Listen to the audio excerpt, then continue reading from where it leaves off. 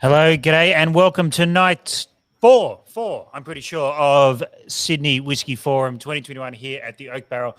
My name is Scott Fitzsimons. It's my great pleasure to welcome you to the first of two back-to-back tastings we've got on this beautiful Friday night. I say beautiful Friday night because I'm obviously inside in the air conditioning, so everything is 17 degrees constant here. So it's always a beautiful night here at the Oak Barrel. Friday night here in week one of the Whisky Forum. We're looking at Asian whiskey tonight. We've been to England, to Scotland, to America in the preceding 3 days. We're going to go to Japan for an hour and a half, and then jump over to India a little bit later on tonight.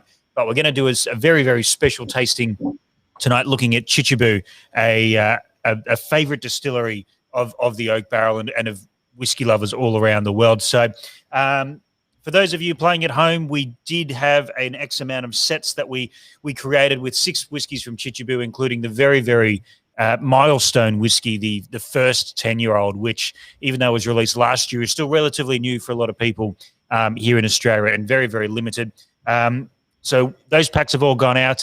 If you don't have one of the packs, feel free to watch along, ask some questions in the chat, sit back, have a whiskey, and just relax. The theme of this year's Whisky Forum is lifting spirits, because it's something I think all of us could do, particularly those of us on the southeast coast of Australia who are locked down inside for the moment. So g'day to everyone. And in particular, I'd like to introduce someone who, and I don't get to say this very often, might have a better, cooler looking office than I do right now, to Jose from Casa de Vinos, importers of Chichibu down in Melbourne. Mate, how are you?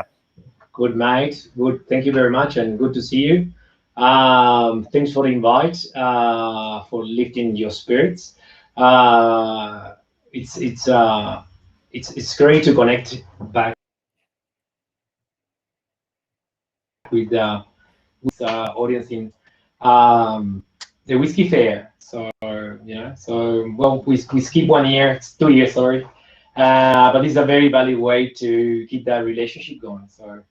Yeah. And how to present this really special whiskey tonight. Yeah, I think that's the thing I've been looking forward to the most part is, the Whiskey Fair is great. There's a lot of great whiskey about it, but you've got, 50 or 60 people in the room every year that you guaranteed to see once a year, because they'll be at Whiskey Fair, and that's always great. And, it's okay, talking to them on the phone and, calling up, but getting together and sharing a dram, that's the bit that I miss, a little bit. So it's good to sort of have that. We're going to have people in the chat that can throw some stuff in. But, how have you been? I mean, you're in a similar position to what the Oak Barrel is. You do a lot of, events at the store down in Melbourne. Yeah.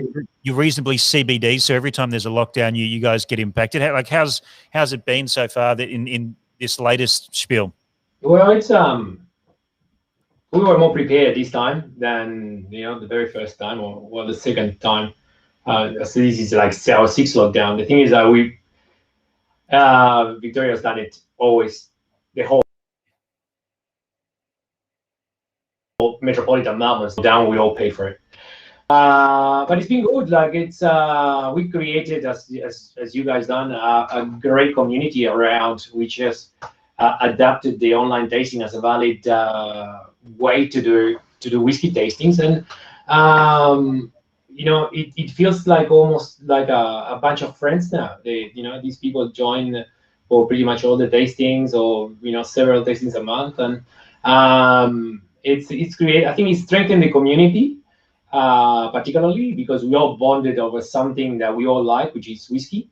Sometimes it's rum, it's gins, but it's with customers. I think we found a bigger bonding now, which has brought us closer together.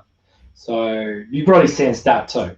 Yeah, 100%. And I know for a fact, with the forum, but this one in particular, we send packs all over Australia, down to Tassie and to Perth, which is something cool. So, look, this is something we're kind of holding on to. Chichibu was such a rock star distillery in the Japanese whiskey industry. Do you maybe want to, before we dive into the set, and you may want to talk about just quickly about what your relationship is with Chichibu and how your relationship started? Yeah, I suggest, why don't we get everyone to pour the 15 mils of the malted grain, so they have something on the glass, and they start nosing. While it's easier to wait with a drink on your hand than without a drink on your hand. Yeah, beautiful. So the molten grain, the standard. Yes. So basically, the tasting order that we're gonna do today, only you guys have, right? I sold my last bottles. Like, I'm that a good person. You remember this? Is Ichiro's Molten Grain white label. After that, we're going to Ichiro's Molten Grain 545, which I don't have. Then we're going to Misonara with Reserve. Then we're going to Winewood Reserve. Then we go to limited edition blended whiskey. And limited edition 10-year-old, the first 10. Right, so everyone's got the order there, and if you want, Scotty, you can write it up. And everyone pour yourself. And what I suggest with the tasting is, like, if you got more than one glass, we normally suggest have at least 5-6 glasses in there. So we will compare, go back, forth, and you notice all the nuances on different whiskeys while we're tasting. Don't finish your tasting don't finish your sample as much as you like the whiskey, just wait, because the palate would take maybe around a good half an hour of warming on a tasting.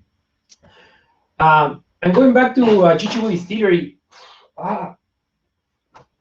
my relationship with Chichibu started back down maybe around 2004, 2005. Back then it was like almost hammering them on emails, and until one day I got enough emails and I went and knocked a door, and I said, I come from I told them beforehand. They say, what do you mean coming tomorrow? It's like, no, but we are no time to see you. I say, that doesn't matter, I'm just coming. And that's how the relationship started. That was my first trip to Japan ever. It's impossible not to fall in love with Chichibu, and there will be a few people in the tasting tonight that would have visited Chichibu. It's impossible not to fall in love with Chichibu once you see the distillery, because you will get to understand everything they do. Basically, at that time, was already Japanese whiskey was not yet getting to the crazy amount of demand there was, but it was still, stocks were limited. And then after the Yamazaki Sherry Cask got the award, everything went belly up and bonkers, and we know the story, right? And it took several years, because funny enough, they do work with those projections, stock and distilling schedules, and so it took me at least 4 years to get guaranteed an allocation, which that allocation slowly started to increase. Like now, it's slowly increasing the allocation, but pretty much now the allocation is at its peak for Chichibu 1. Right, not only everyone knows, Chichibu has built a second distillery, and we talk about it later. So Chichibu 1 is at capacity. They can't produce more whiskey than they produce, so there's no way to raise allocations for anyone. Basically, to go through a process of kind of specialization of whiskeys, and they will differentiate the whiskeys from Chichibu 1 and Chichibu 2. And it took a good 5 years to start get a decent allocation, because they cannot draw from other markets to open a new market. That's something you can do with spirits, because when you're in high demand, the market that you draw suffers a lot. So yeah, and funny enough, probably 3 years ago is when we started to get the most healthy allocations, which still like very limited. But we're talking about, instead of getting a 6-pack, we were getting like 24 bottles or something. Sometimes it's better to get in a 2,000. We will get that's pretty much how things have evolved. And now we're very lucky to get allocation for pretty much everything. But the problem is that from request of Chichibu, some products are not to be made available to retail because we know the problem of collectors, flippers, etc., etc. So certain products, certain products were under instructions of to be straight for on-premise activations like what we do into or shops like yours, but with the purpose of opening and sharing, and so that's why you guys we always been. We have no problems on sharing anything because one thing that I gotta take I don't have a hat to take it off, but you Scotty open everything, right? So that's one of those people that is that relationship is there. So that's what they want. They want the whiskey to be consumed and open and of the bottles. So we can't stuff up because we lose allocation. So it doesn't work to do that. Believe it or not, they do track the number of the bottles, as we do track numbers of bottles, and we done that last year with our release of Chichibu. We track numbers, and we know when bottles go to an auction, we know who sells them. But we just don't tell. But that's yeah. Don't do that. No slapping on the hand. But anyway, what you guys are tasting today is the core product of well blended whiskey. Yes, Justin. How are you notes at this? This is as the wording said, well blended whiskey. This is a blend of Irish whiskey, Canadian wheat, Scotch, bourbon, and Chichibu whiskey. Why they do this? And what every distillery, one of the big things on Japanese whiskey now is all this finger pointing at distilleries in Japan using Scotch whiskey or other whiskeys to blend with their own single malt, and they trade grain between them, and they use that for blending, which is the bread and butter of pretty much every whiskey group. Japanese don't do that. They don't share casks between distilleries. It doesn't exist. It's never been done, and Japanese don't normally, for conventional trade, do it. So they have no blending material, Japanese distilleries, right? So the only way to get Ichiro cannot go and buy from Nika. Nika won't sell to Ichiro, and you cannot go buy grain from Kirin neither. So you need to source your grain for a blended whiskey from overseas, right? And the same with malt. They need to do that because Santori won't sell to Nika. Nika won't sell to Santori. That's not going to happen. It's never been happening.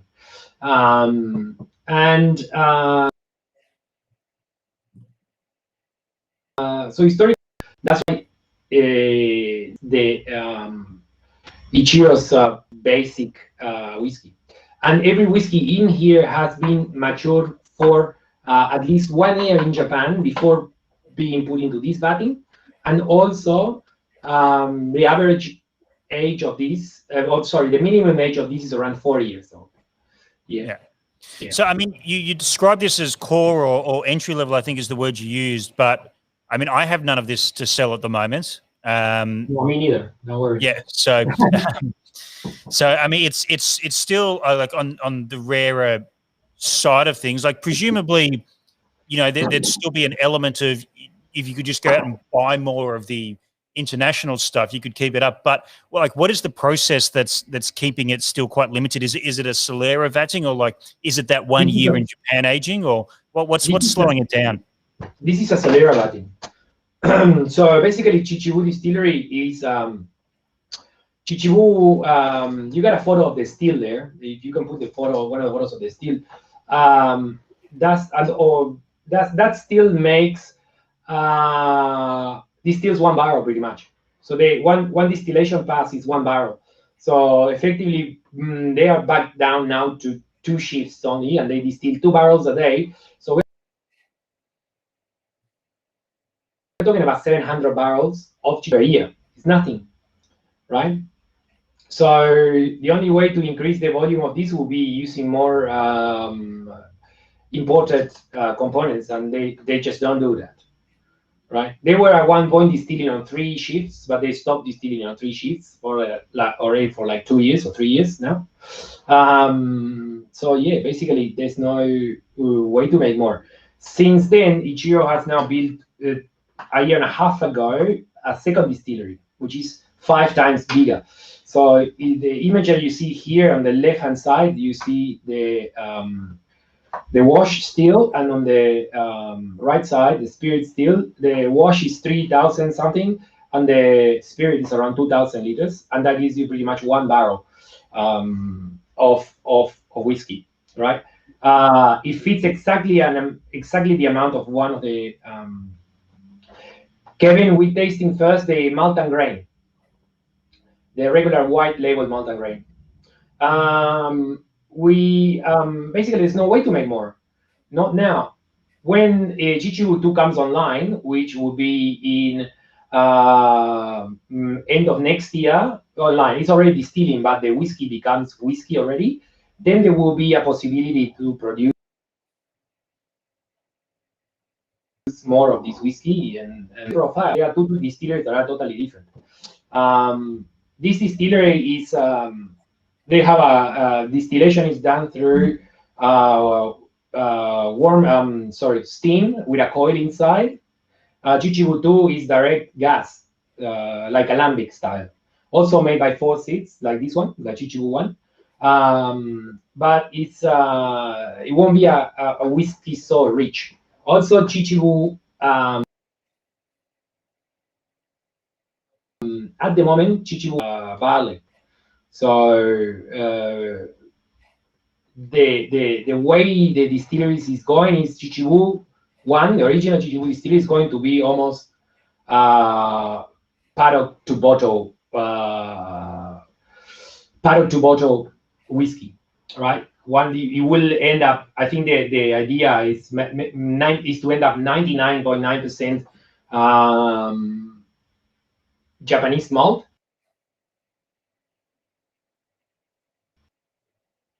Malt variety, especially for the peated part that they do, which comes from England. You know, that's all. Chris Malting's heavily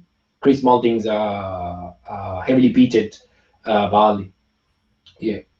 So, what do you reckon about this, Scotty? Are you drinking with us tonight, or? Yeah, bloody oath, mate. It's whiskey fair. You wouldn't keep me away from drinking. Look, this is a whiskey I've sat with for a long time now. In terms of, I've had a few iterations of it. I think for me, and you know, I don't know. Obviously, a lot of this plays into mood and who I'm drinking with at the time, but it feels richer. It feels like it's got a little bit more structure than it did, sort of like 2 or 3 years ago. I don't know if that's an age thing, whether it's creeping up by 6 months or something like that, or the Solera itself is getting a little bit more mature. The spirit inside there, but yeah, I think it's. And what I like about it is that it's a product of now. You know, there's a reason why people have to do this, because single malt Japanese whiskey of, you know, certain ages just doesn't exist. We've drunk it all. You know, 20 years ago, 30 years ago, they weren't making enough. And, you know, Chichibu have gone, and other distilleries have done this as well, but they haven't been as transparent about it. And to be honest, the products haven't been as higher quality. So I like this because it is a product of now, of 2020 and 2021, and probably the next few years as well. And that, you know, and they've done it exceptionally well. Yeah, it's all about transparency with Chichibu, which is amazing. And if you ever get no questions that they won't answer, they will answer. And if they can't answer something, they will just say, I don't know. You know, that will be some, and they even might take your email and reply you back when you go, you know, and they find out the answer for you. Over the years, the only question that they never answer over the years is how many casks of Hanyu are left. But you know, the rest is all transparent, and you know, the rest, production methods, how much percentage, the type of barley. You walk into the distillery, and this only happens in Japan, right? Because of the honesty system. But they finish the tour with a bunch of open bottles, and they say, help yourself. There's no nowadays, what is, if you want to ask, you can ask them, oh, what's this? But you know, you pour your own. Like it's Yeah, it's that's the level of honesty, and every bottle. Sometimes you might find a lot of bottles in the distillery that have the technical. There's just a bottle with a technical label, which is distillation date, type of barley, type of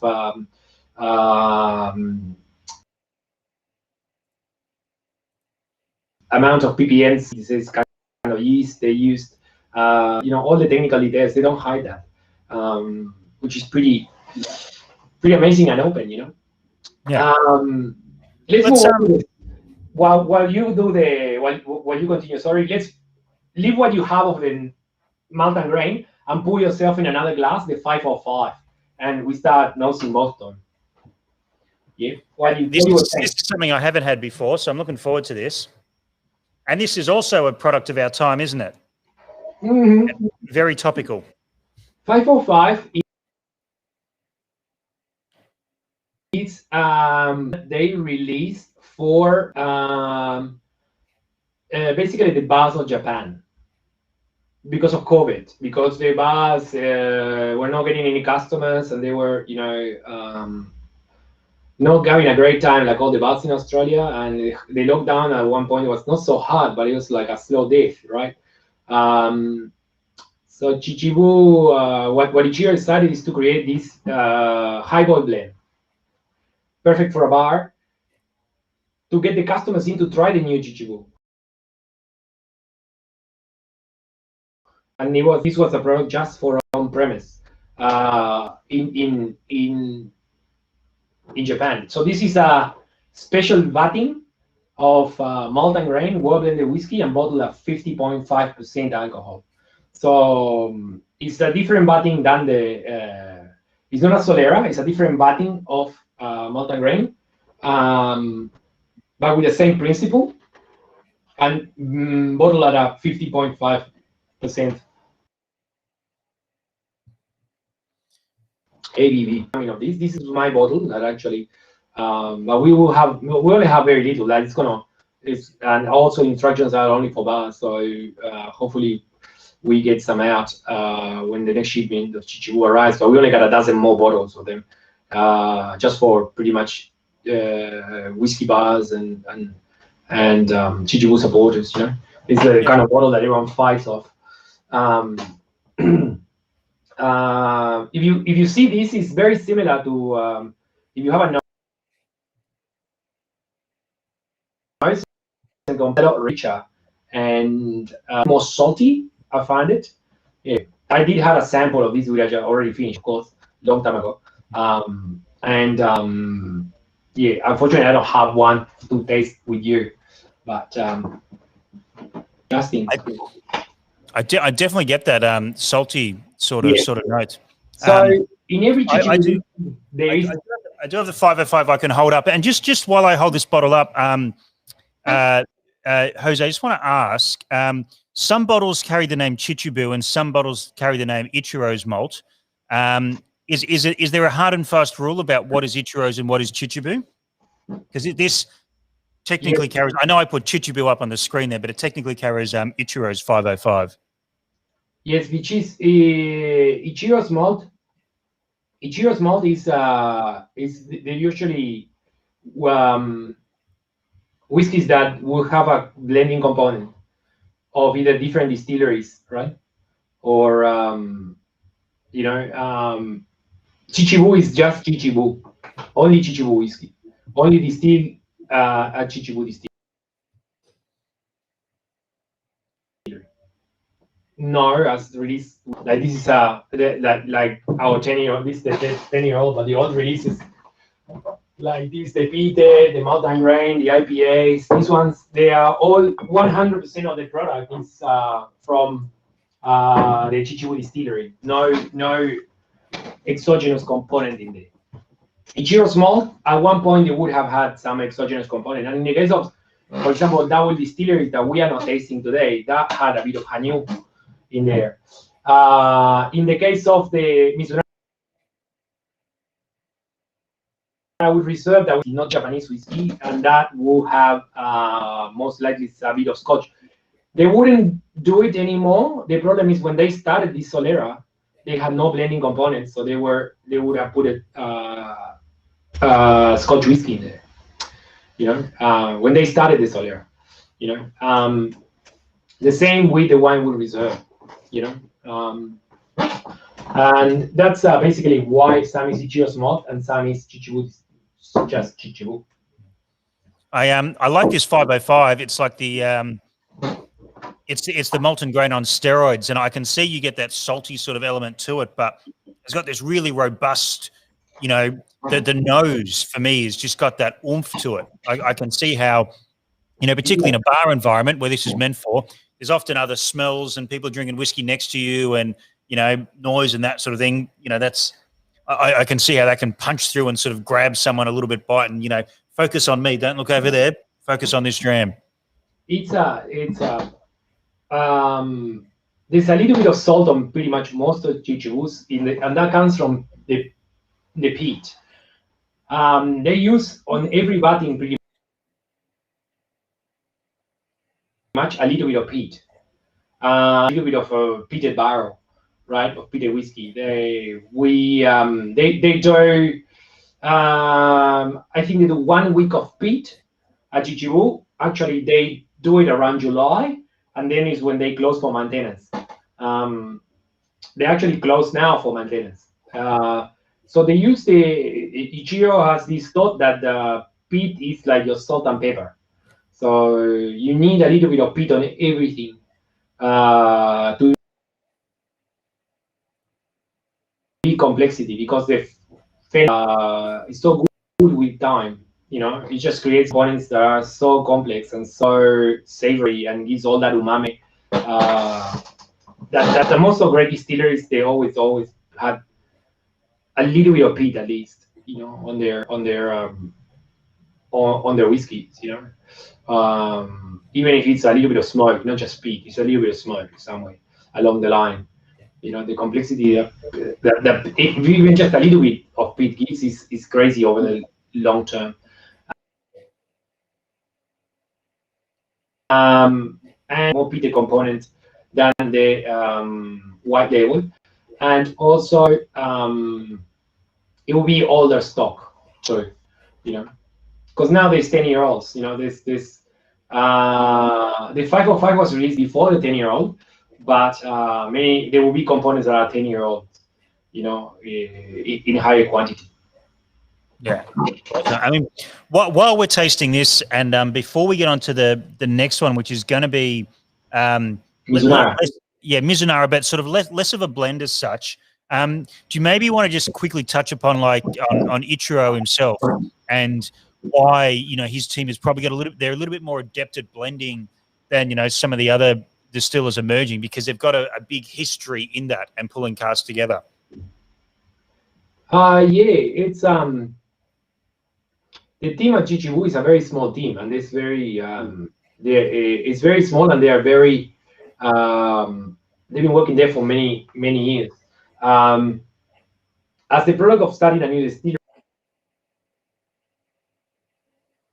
without having needed to create a mature product in a very short amount of time to release it with a decent time, is when they started to blend a long time ago.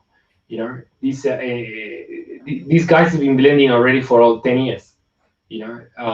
Whiskies with Scotch, with Irish. Imagine you have that pool of whiskies. As good as the Scottish are, the Scottish don't use neither Irish whiskey for blending, or neither they use. So from a blender point of view, working at Chichibu, you get an array of whiskey to work with to create blends, which is crazy. Your knowledge on your palate grows astronomically. Same as Americans don't get Scotch for use for blending, and the only one that will do things like this is Compass Box, pretty much, right? Yeah, it's very atypical. And there's another company, Compass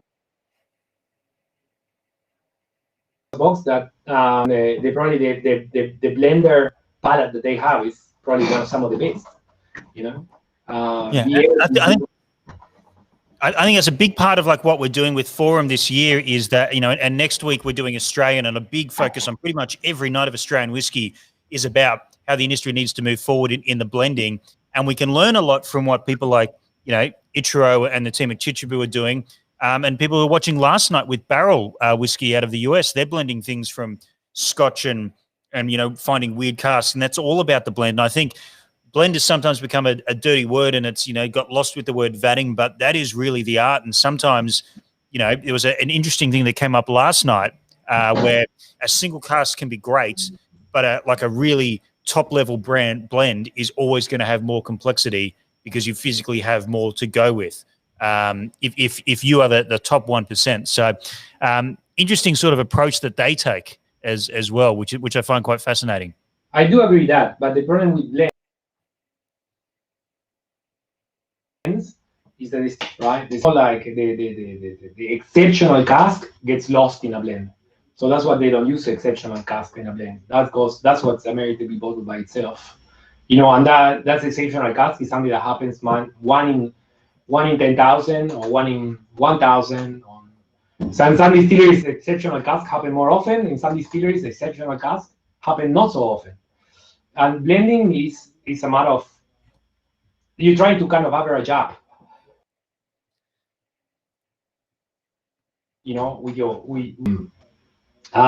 certainly there's not many people that has the possibility to work with whiskeys from Ireland, America, Scotland, the same Japan, you know, mixed grain with or single types of grain like wheat from Canada or rye from America.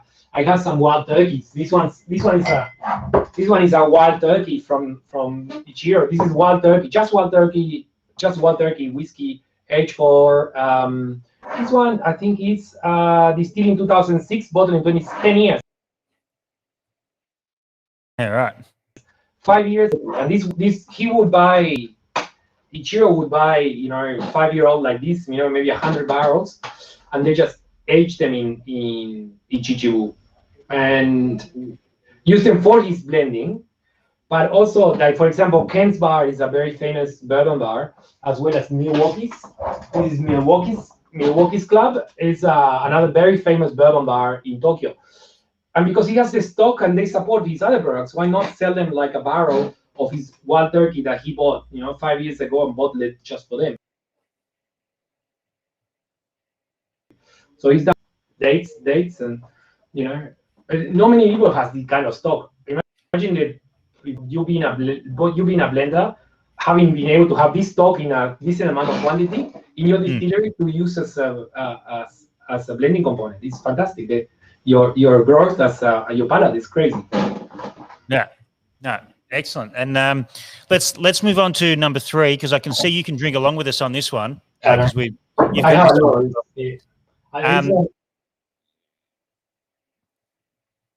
it's my favorite. You guys lost me for a second. This is the Misonara Wood Reserve. Misonara Wood Reserve is a Solera of Misonara. This is also a Solera. It's a Solera of 3,000 liters. That's the big tank. And the Solera is made of Misonara oak. The Solera of molten grain is French oak. And it's a 15,000 liter Solera. I don't remember if it's 2 or 3 Soleras. I'm thinking this one is only one. Not everything that goes in here has been aged in Misonara. There's also bourbon casks that go in here because this Misonara Solera gets kind of, well, I would say, too fat. And the bourbon cask will make it a lot lighter and, you know, make it more,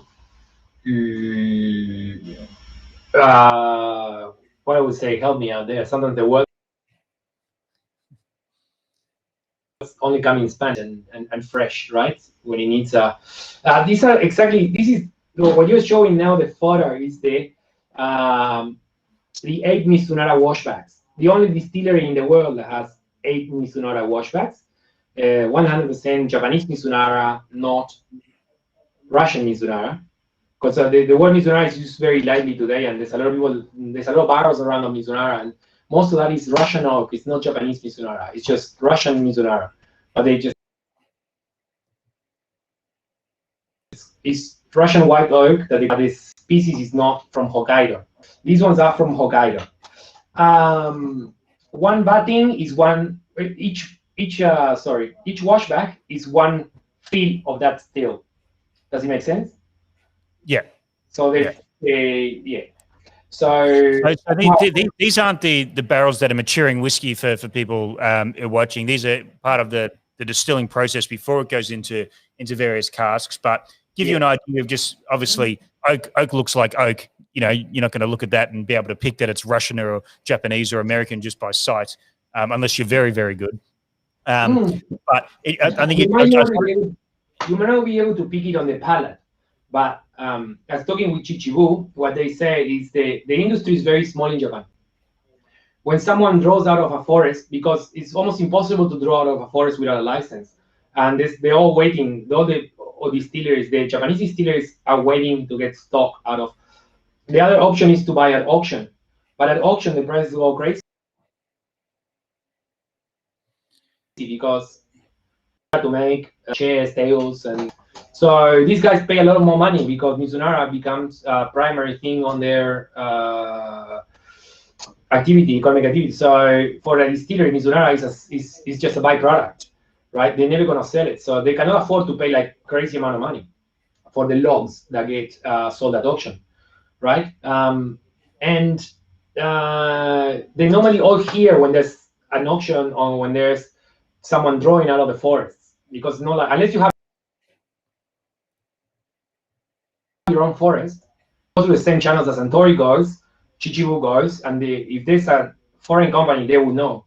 But I say, but we don't hear these foreign companies to come to buy. We will say they just say that we will know because they will be with us bidding, or then they will be on a list with us to buy. So that's just how my question was like, particularly was for the Chivas Regal Misonara. So how do they get for such a large setup? You said, oh, I don't know. The literal was, they're not saying on a bad way. They're saying like, we don't know because we never heard of blend like that. You will need a lot. No way to get so much. It doesn't happen, you know. Like, and going back to what Keshi, which they have their own forest, and they have they were telling me out of 5 trees they mill, they got 3 barrels. Right, that is crazy, right? Yeah. And most what Chichibu does actually is Misonara. They got everything, right? The Misonara casks are around 400 liters. They're bigger, but they do a lot of with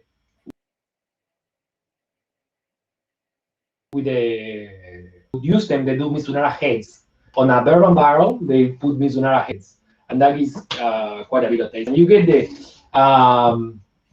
the characteristic of Misonara on the notes, and you will get on, most likely you will get it on the Russian oak, but it's the coconut husk, or which might resemble a lot like Oloroso or maybe like an Amontillado, but it's that sort of coconut desiccated coconut. It's got like quite a sandalwood sort of aroma as well. Yep. And it's incredible. If you don't know, it's when you get put this in front, it might seem like it's a sherry cask, some sort of sherry, because you got a lot of that Christmas cake raisin, or maybe like mixed bag of nuts. Yeah. So I mean, Misonara as a note, you know, there's not a lot of it. It doesn't grow particularly well for coopering and that sort of thing. But is it a post-war thing when getting access to other barrels was tough, or why is it used at all? I think it's for the aim of using local product. So post-war, they were difficult to get any kind of anything because they had embargo with everyone. Japan was in an embargo, a commercial embargo for many years. I don't know exactly how many years, but they were on a commercial embargo through the US. Like Cuba still be now with the U.S. So Japan after the war went through a commercial embargo, and they're probably just using barrels they had. Misonara, the problem is the oaks are very old. It's a very contorted tree that twists a lot, and it leaks a lot. So you don't know it leaks. You lie the barrel down, and they have damaged warehouse. So it's like, well, how do you know about it? How do you not know that it leaks? Because it's a damaged warehouse. If it's leaking on soil. If it leaks on soil, it gets seeped to the ground, and you don't see a leak, if it makes sense, right? So when you go and lift the barrel, it's half empty. That's what happens with me. In a damaged warehouse, you cannot know a leak. In a brick house with concrete floor, yes, you can. You see the drip on the bottom, but on soil, you just don't. And to be honest, when this Chichibu now has like 7 warehouses, like many Scottish distilleries have big warehouses. You don't walk them around every day. 30% of the cask, you know. Yeah, I'm actually I'm going to pour a dram of the next one as well, because I like doing these side by side. Yes, let's go for Winewood Reserve. Because they are part of the. Yeah, they are part of the same series.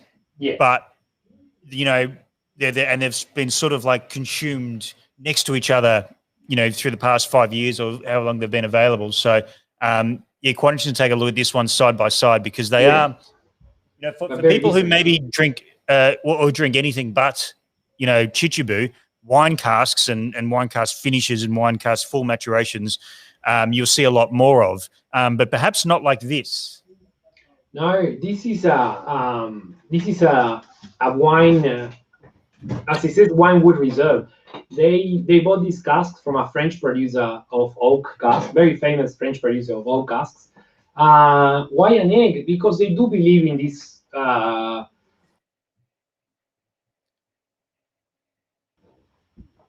holistic. Well, it's not theory. There's a lot of research done about the egg shape, on how the fluids move with the rotation of the earth,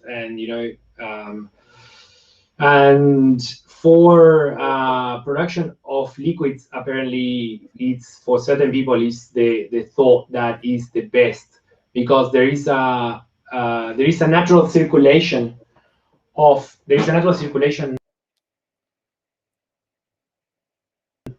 motion of actually triggered by the rotation of the earth. It sounds bullshit, but it's actually true. Like there's a reason why eggs and all birds that have an egg shape, and it's used a lot in wine, funnily enough. Correct, yeah. But as Liam points out, very inconvenient if you need to stack them on top of each other. So I understand why there's not a lot of them. Yeah. That's amazing. I'm gonna pick that one on my next tasting. I'm gonna steal that one. Yes, and basically, I lost you there for a little bit. Sorry. Yeah. So are you there, mate? I'm here. Yeah. Yep, beauty. So I mean, the egg doesn't seem to be that big, and nothing in Chichibu 1 is big. But do they have a couple of these or a few of these to make? Just the one. So every Winewood Reserve comes through this at some point. That is the egg. Yeah, and so again, this is Solera style, drawn off and then topped up without ever getting empty. Correct. Yeah. And so for you to have an idea, our location for this whiskey every year is 60 bottles. So 1 of 60, you got the. I mean, I sometimes I forget that, because a few years ago I was able to order 12, 18 bottles off you. Now everyone wants everything. It's crazy. Like, if we continue, we only would sell to the old barrel. Pretty much. Yeah. It is. And at that time it was like we were getting 24. We're lucky to get 60 now. you know, and you get 12, and now we will sell. We don't sell it anymore. We don't retail it anymore. We use it only for tasting, and the rest goes to bars and people like you, Vivendum, that's the distribution. And you know, we might sell a dozen bottles out of here, but it's like, who do you pick? You know, we don't even list it. We don't, you know. Yeah, I think that's quite a good visual. Yeah. I think that's quite a good visual representation of people who maybe are used to drinking a little bit of Winewood Reserve, you know, potentially early adopters, to go, okay, why isn't there more of it? Well, because the whole world has to drink from that every year, and it's not like they fill it up and it gets empty and you go again. You know, there's stuff is left, whiskey's kept in there to keep that consistency and to keep that aging. Yeah. But two, in terms of taste, two completely different whiskies. I'm going to a nod to Sook, who did say, you know, that big creamy and smooth. It's, you know, I think you were talking about sherry comparisons on the Misonara, but the ones you were talking about, I think, were like Finos and Amontillado, those really dry sherries, and it had that sandalwood, that nuttiness to it. It's a lot more voluptuous. It's got a little bit more of a tannin to it as well, I find. Yeah, this with Fino, it's all red berries. With Finos, I have conflicts normally. I love Finos, but good Finos are some of the best whiskeys I ever had. I don't normally get a rancio. I just don't. I'm very sensitive to the rancio. Maybe just because of being always bad. You don't want to smell rancio, so it's like that's one of the things that in whiskey is pleasant, but in wine it's like, no, you don't want that. But yes, you know, that sort of dryness that, you know, I mean, this is neither we're talking about first fill. The thing is, we're all used to this big, dark, big, red, rich. This is not like that kind of. This will be like a refilled sherry, right? If you compare it to something. Answering to Wasco, you're saying warm ginger finish. Yes, I love that tasting note, ginger. And Sook, if the casks are virgin wood or X wine, seasoned. The egg is seasoned in oak, sorry, in wine. But then there is wine casks that go in here. There is also bourbon casks that go in here. You know, so it's a matter of the refilling of the Solera is to keep the product consistent. So it varies every time because you need to keep the product consistent. So that's the whole point of the Solera. So yeah, it could be anything that goes into the, you know, yeah. I mean, how? Sorry. Yeah, go on. Also, a lot cheaper than the most famous Misonara whiskey in the world, right?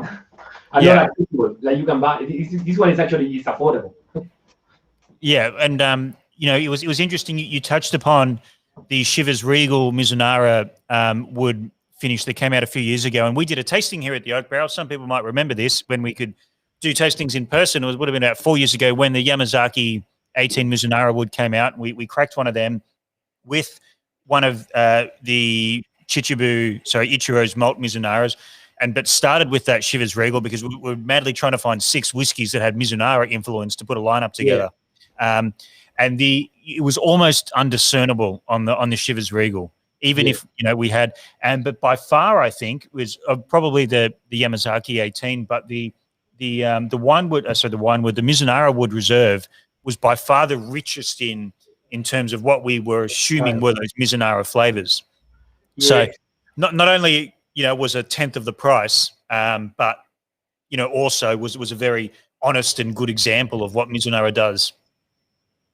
The other whiskey I most likely put my hands on the fire saying that it's Japanese Mizunara is the Balmore Mizunara that got released a few years ago. Just for the sake that, you know, Balmore owned by Suntory, chances are the cask from Balmore, and Dan is here, he probably knows. The cask of Balmore, they came from Yamazaki Distillery most likely, and, you know, it's easily traded within a company. But when you think in the sense of Pernod Ricard, doesn't have any Japanese distillery. It's like, how do you get the casks for a large component? And the Balmore Mizunara went in no time, and it was impossible to get still in auction, you know. So you see the scope of Yamazaki might have, or Suntory would have shifted maybe a bunch of barrels, very, very small amount. Like it's not like you cannot produce volume with this. There's plenty of other Mizunaras out there, but it's not, you can do it. saying that there is 2 coopers in Japan. Historically, there's only been 2 coopers in Japan. One is the only one that's independent now still is called Ariake. They are in the south of Japan, in Kagoshima, and they produce barrels for export. And I do believe many of the barrels that come out of Japan, they come from Ariake Distillery. That doesn't mean that Ariake doesn't buy wood overseas, right? The other barrel maker, he had no siblings, and Chichibu actually bought his business. Ichiro bought his business because nothing worse for a Japanese person to not having siblings to leave them the business, right? There's no more heritage. So Ichiro brought him on board, and Mr. Saito basically he taught the staff of Chichibu Distillery, and now Chichibu has, as I was saying, now their own cooper, 2 distilleries, and their own malted barley. So that's what they're doing, trying to get everything from paddock to bottle, exactly like even the cooper. You know, it's crazy. Yeah. Want a quick mention of Wasco watching in the comments here. So, what's the underlying nose on the wood reserve? I'm going to assume that's a wine wood reserve. And Justin sort of chimed in there with maybe salty bit of seaside. I actually get a little bit of like barrel char, or that charcoaly note sort of underlying on the wine wood. So I don't know if that's what you're alluding to, but that's at least what I pull out of it. But there's a couple of layers to that wine nose. I get a lot of tannin, and I get a lot of acetone, which I love.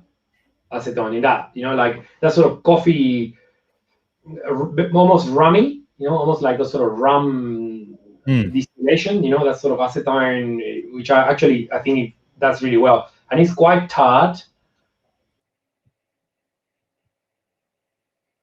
and drying, you know, whiskey. It's beautiful, you know. Yeah. It's, I mean, and people will pick it up in different ways, but yeah, there's certainly a bit of funk on that nose, which is quite interesting. Yeah. Should we move to the next one? I think so. I think we're up to the third version of the molten grain. Yeah, we're going now to limited edition Wobbler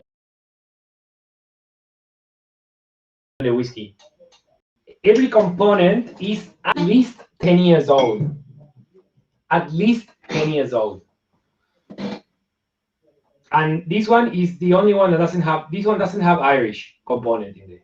This is only Bourbon, Canadian, Scottish, and Japanese.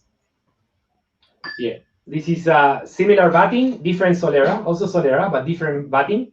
Bottled at 48% and doesn't have Irish component. This one, the mountain grain. Sorry, and I forgot to mention, to start this Solera, this had Hanyu and Kawasaki in there. Kawasaki was a grain distiller in Japan. For those playing at home who are maybe not familiar with things like Hanyu and Kawasaki, they are whiskies that'll cost you 10,000 Australian dollars if someone will sell them to you. So incredibly rare, older stock. But I think for me, the limited edition just has, you know, maybe it's got like a bigger nose like the 505 did, but it's got this richness and this depth to it, you know, and these just layers upon layers upon layers, that sort of the amalgamation of someone or a team that is very, very good at blending whiskey and has had a lot of practice with it, you know, using some exceptional whiskey that has some good age on it to come together. I agree. There's not many distilleries in the world that has the, as I said saying before, that they're able to play around with this thing, that are able to play around with this, the amount of stocks they have. Machura Chichibu Distillery, but from so many parts of the world, like it's crazy, right? This would be only like the top distilleries in the top distillery groups in Scotland.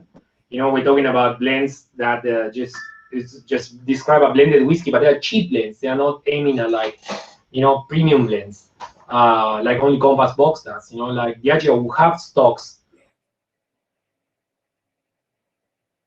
of all these countries, mainly to make cheap blends, not to make super premium blends, because the core and super premium blends is Johnny Walker range, which is all Scottish malt blended whiskey, right? So they will not use those super premium Irish they will have, or like really old American, Canadian stock that they will have to make super premium world blended whiskey.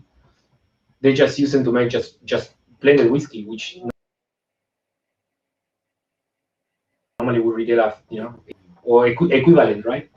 So, but it seems that a small distillery like Chichibu will have a similar availability of stock to play with from all around the world to the largest spirit manufacturer, pretty much. This other than Compass Box, pretty much I wouldn't know many other successful companies that will be doing world blended whiskeys in this way, with really old stock. Yeah. So just to clear something up in the chat there, I keep on breaking up. Yeah. Just in the chat there's Suk, yes, the limited edition is the 2020 edition of the molten grain. So is it? No, it's not. No, it's not. You're confused. You are thinking of this whiskey, which is that is the Japanese blended whiskey, which is the only one that is vintage. This is the only one that is vintage, the Japanese blended whiskey. And you will see the batch number on the very bottom. Scotty, you can show yours. Now there's batch 30. You should have batch 30, because I think I sent you batch 30. Yes. But it's not vintage. It's by batch. There will be several batches blended every year. You see the 30 there. Yeah. There we go, the 30. Yeah, so that's the batch number. The one that is vintage, and everyone asks about that, is this, which is a darker label, comes in a wooden box. We only get 100 bottles a year, so we get 6. We're very lucky. They all go to bars, not allowed to sell it. And we done tasting with the oak barrel with this. We sold them to the oak barrel for tastings. About 3 years ago. If it's not going to a bar, it has to be open on a tasting, like the ones we done with we use Scotty. So these ones are the ones that are vintage, right? Every year there is a different vintage. There is variation between batches. If you taste 2 consecutive batches, you might not, maybe a gap of 10 batches, you will find variation. Yes, it's impossible, because it's such a small batting, and even trying to keep it consistent is very difficult. So it's not a massive Solera. I think this Solera is only around like 5,000 liters. So for you to have we get 150 bottles a year of this whiskey.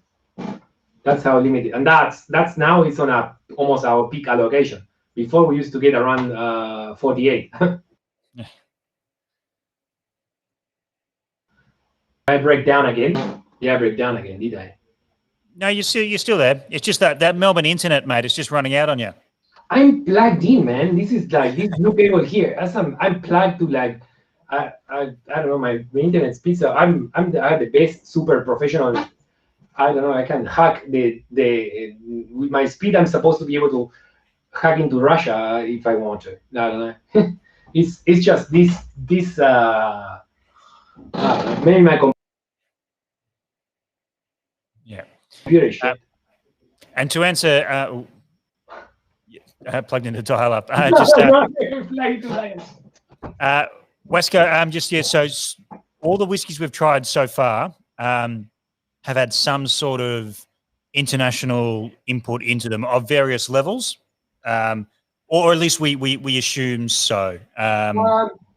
Molten, the Misonara and the wine wood will most likely not have any more now. But once you started the Solera, you can't.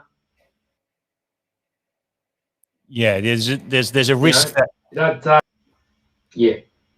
Yeah, so in that Solera, when it started, there was some. So even though it's only been filled up with Chichibu stock since, there's a risk, or not a risk, but there is a possibility that there's still a bit of that old stuff in the Solera. Well, there is, because the Solera never gets emptied. So, you know, Yeah. the only one that is, we don't have, literally, I didn't send you this, Scotty, because we don't have any. But you took my last bottles of everything. The double distilleries, and probably next time we do a tasting with you, this is Japanese blended whiskey, correctly labeled as, let me see if I swap my camera here with this one. And there we go. Japanese pure malt whiskey. Because this is only Hanyu.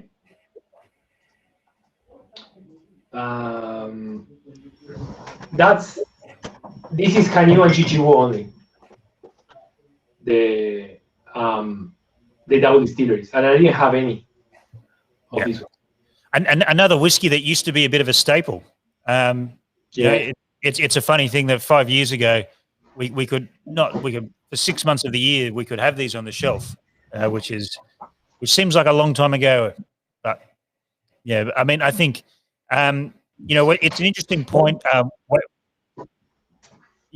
Wesco, with, you know, sort of what I was touching on with the Molten Grey and the very first whiskey we tried, was this is the reality of Japanese whiskey right now, in the fact that the stock physically does not exist to feed even one market, let alone a global market. And so, you know, there's these innovations. I mean, talking to people, Jose, last year, particularly before pandemics really kicked off, there was a lot of people talking about Tokyo 2022 and, you know, special releases around that. But then when they sort of said in the whole scheme of things, and this is more talking about the big boys, that for when supply is going to meet up with demand, we're really looking at around 2030. Is that how you're sort of seeing it as well? Or about 9 years off of, you know, the backlog coming through and getting mature again? Well, in the sense of Chichibu, is a bit like Springbank, you know, it will never meet demand. Chichibu 1, because they produce, as I said, 2 barrels a day. You can never meet demand. Sorry, I up again. Once you get this level of demand, and it's almost like Sullivan Scott, you're never gonna meet demand. You're producing 2 barrels a day. What Chichibu is gonna do, like, it's for the, like, you know, it's like arguably the 3rd most reputable distillery of Japan in the world. Number 3, and as the size of Chichibu 1 is maybe 1,000th of Kirin. Kirin, of course, is more famous in Japan, but people don't know Kirin all around the world because they have not exported, literally. So for the whiskey world, probably Chichibu is even more known than Kirin whiskey, right? But Chichibu 1 will never meet demand. I would say it's just too tiny. You know, Chichibu 2 might complement for the demand of Chichibu 1, but, you know, I'm very sure, and this not been nothing that's been discernible marketing for both distillers, right? Yeah. So Mountain Grain, the idea I was most likely would be, you know, a lot more Chichibu 2, and all this range would still continue being just Chichibu 1, you know, and then the Chichibu range. So Jose, just before we get onto the grand finale, the big Pumbaa of the night, which is very exciting, on Chichibu 2, it's been built relatively just up the road, but it's, you know, roughly 10 times the size. Right. Is it working yet, or is it still being built? Yeah, they are around. I think around 1 year to get whiskey already. Okay. But I haven't heard anything about spirit releases of this. Going to release a spirit or just a specs, you know, 4C, the gas distillation, stainless steel washback. Also, no Misonara is sorry, not stainless. It's mashtun. The mashtun is stainless steel, The washbacks are Douglas fir, like in Scotland. No, sorry, oak washbacks, not Douglas fir.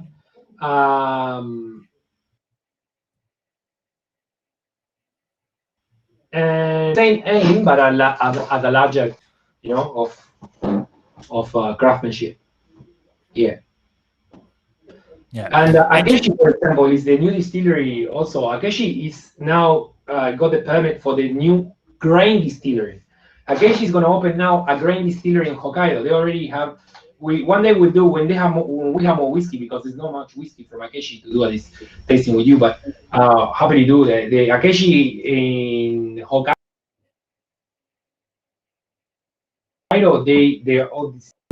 They did a lot of things like Chichibu, four seats washback, mashtuns, four seat stills, and then they just got permit to have a grain distiller, and they're going to do a grain distillery themselves.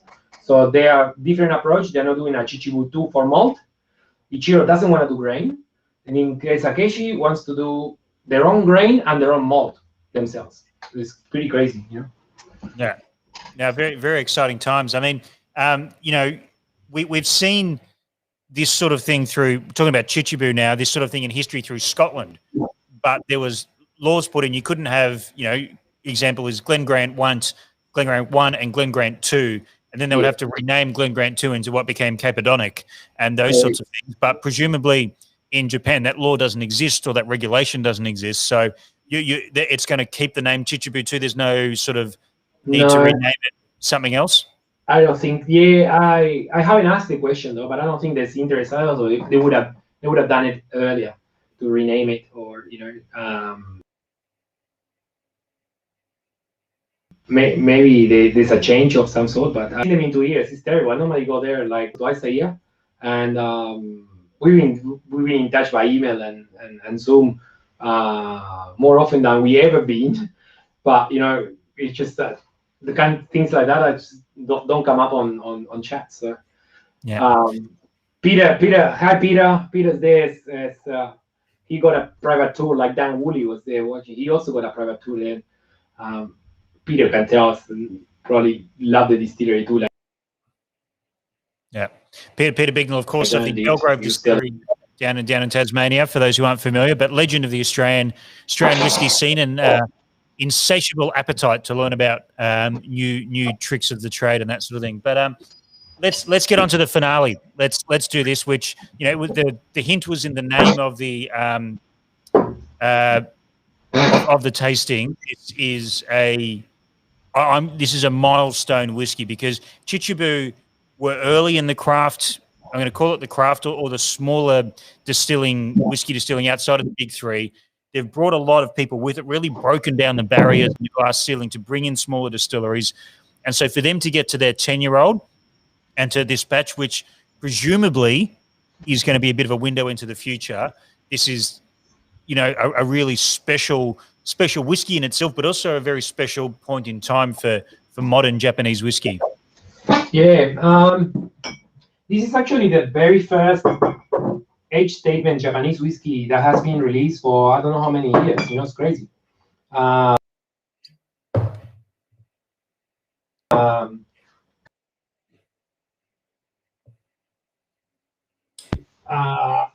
4 on the way. This is kind of the completion of it. Every on the way is an on the way to 10 years old. It has always been, every on the way was Ichiro. If you ever, that would be an amazing tasting to do one day, of tasting all the on the ways and the 10-year-old, just to see the projection, because the meaning of on the way is always being on the way to a 10-year-old. And I asked Ichiro, like, what's on the way? We don't know. You know, they just go to the milestone of 10 years old. Historically, the 10-year-old, the on the ways, and is bourbon based, with usually one peated barrel and sometimes one Misonara cask. But normally the vatting of this is, well, obviously this is 5,000 bottles, and the production of the on the ways always been over 10,000 bottles. So it's around 20 barrels, that made the Chichibu the first 10, and they will be in their peated cask and also Misonara. And you see the nose on this is crazy. The nose is like vanilla slice on steroids. It's like milk bottles. It's like overripe bananas or desiccated bananas, bruised bananas, maybe like bananas that's been on a school bag for the last week. Yep, I definitely did that when I was a kid. I definitely didn't clean out my school bag, It's particularly when there was just so. when there was school holidays and you'd leave your bag accidentally and you got 2 weeks of fruit in there as well. I've definitely done that, so I know exactly what you're talking about. Yeah, but you see that this is tasting this. You are why I put the mountain grain world limited edition. Sorry, before this, so you see lightest to the heaviest. It's like a journey of fruit up and down. We go. You elevate the fruit, it comes down, and the limited edition molten grain takes you to a point of fruit, which is amazing. And when you don't see how much more fruit you can get, you get the first 10, and this is the essence of Chichibu. It's just a fruit bomb.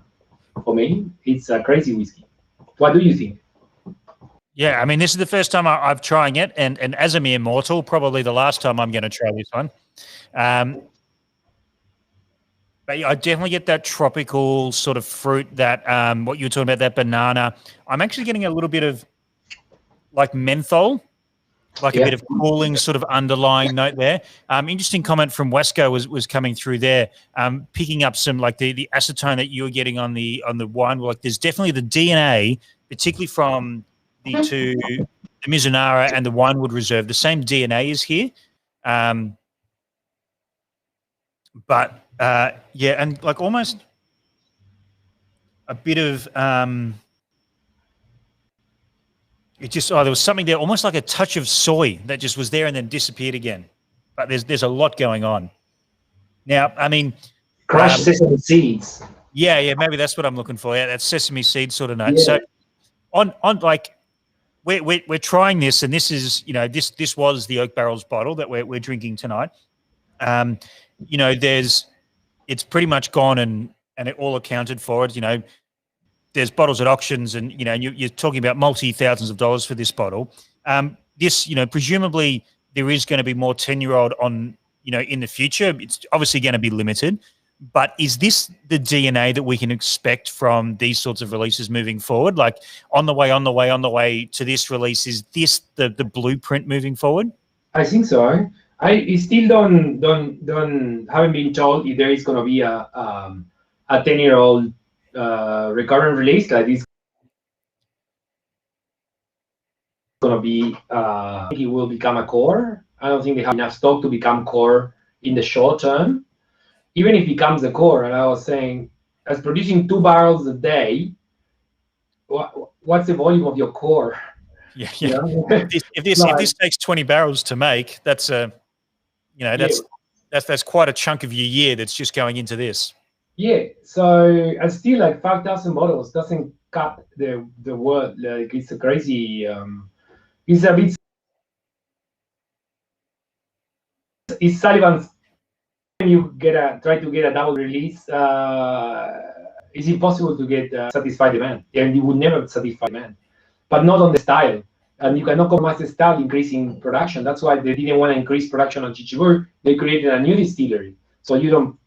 Sounds bad, but you don't prostitute the original idea, basically, because the only way you can increase volume is increasing production on your distillery. You compromise the quality, so it's probably better for not compromising quality. Build a new distillery that satisfies that demand, and it's a clearly differentiated product. Which is pretty strategic on that way. It's very smart, right? I think that there's a few people in the chat there commenting on. You think like the Australian way to increase production will be getting a bigger still for the distillery. Chichibu is not getting a bigger still. It's building a new distillery because you don't prostitute what you already took so long to create. you create a new distillery that has its own profile, and Chichibu continue being what it is. It's very interesting. They don't upgrade the old stills. They just build a new distillery, which is quite savvy, on their way. Yeah. I was just going to say, there's a few people in the chat talking about the palate of this, and I think that's one of the beauties of this whiskey is the texture and the power, and it's just this brooding, broad sort of whiskey on the palate. And I know I probably overuse those two terms, but that's the style of whiskey I love, and it's oily, it's coating, it's but there's sweetness in there as well. Like there's that sweet and salty. Yeah. The salt finish is amazing. The sweetness on the attack.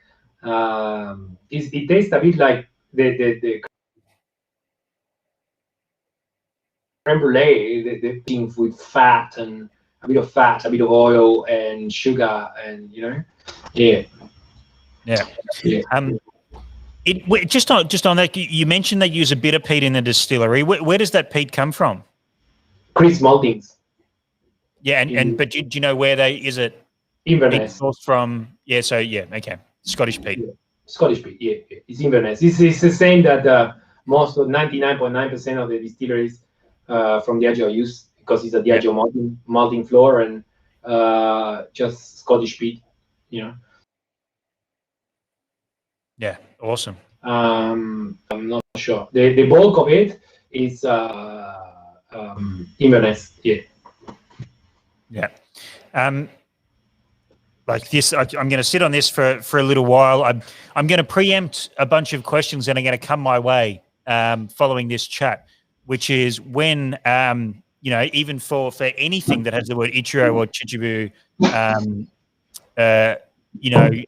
written on it, are we going to see any more before the end of the year, or are we looking for next year's applications? No, we're getting a shipment in April. In September, somewhere mid-September. We're getting the blended whiskey with Mars. They did the first time ever. I would say maybe it's not the first time ever, but they traded spirit with Mars Distillery in Komagane, and they matured Chichibu spirit in Komagane. Spirit at Chichibu, and each distillery has done a blended Japanese whiskey, blending their own, and that is coming on the next shipment. So we will have that. Happy to. There will be some to share around, but I don't know how much. I know how much we're getting, but we need to do all that, and most likely it will be enough for Scotty to do a couple of tastings, and I don't know. We talk about that later. I don't want to throw you under the bus, and then you get 1,000 emails tomorrow. Yeah.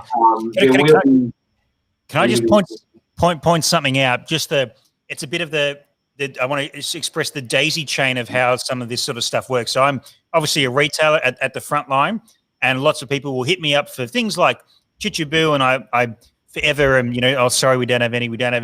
Yeah, maybe in September, maybe coming.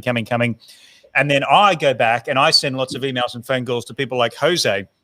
And what Jose just did then, I don't know if anyone noticed, when he was sort of talking about September, there was a thing he did, and it was this. Yeah.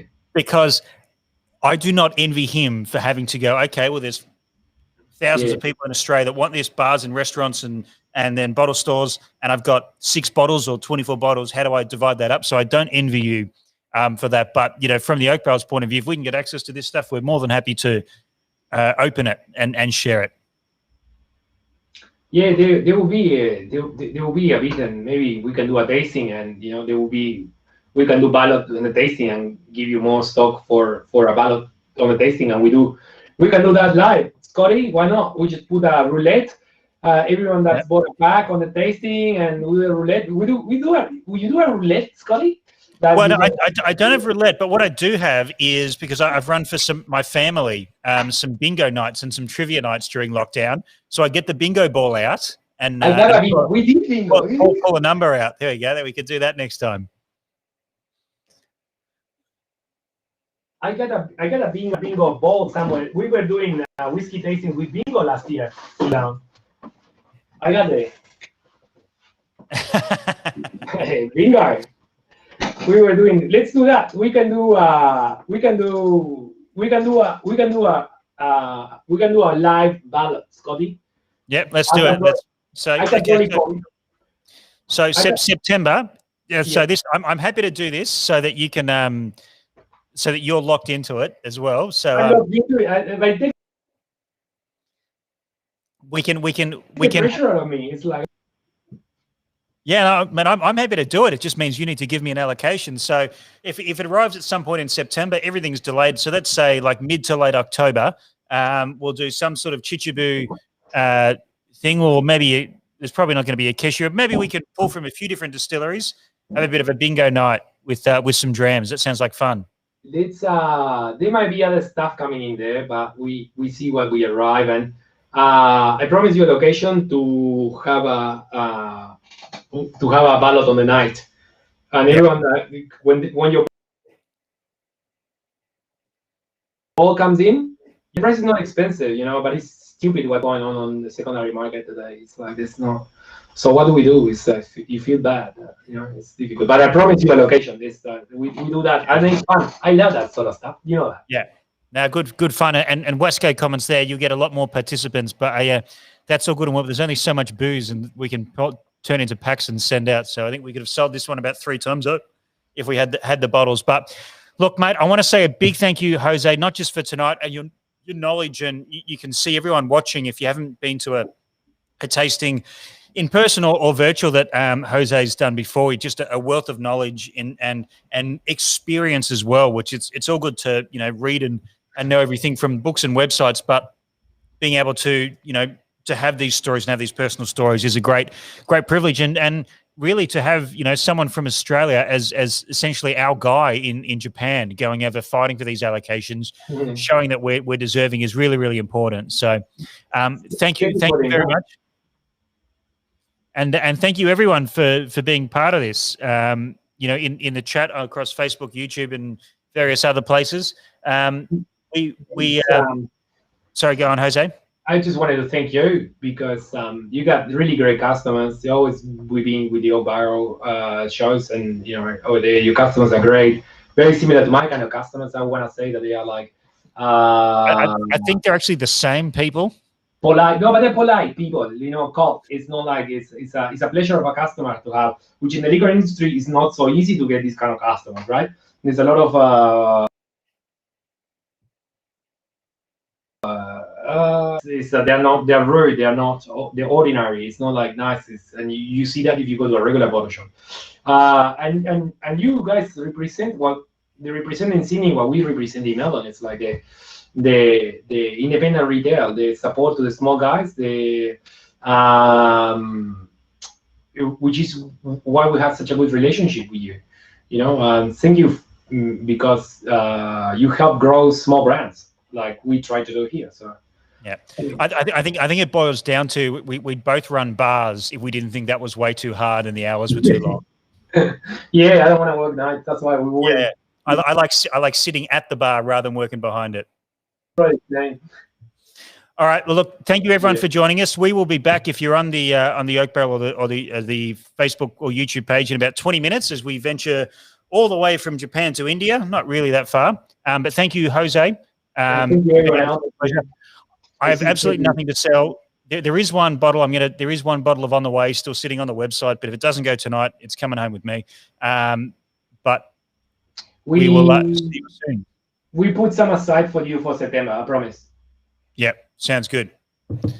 Awesome. All right. Well, thank you very much, mate, and thank you everyone for being part of this virtual world that we all live in.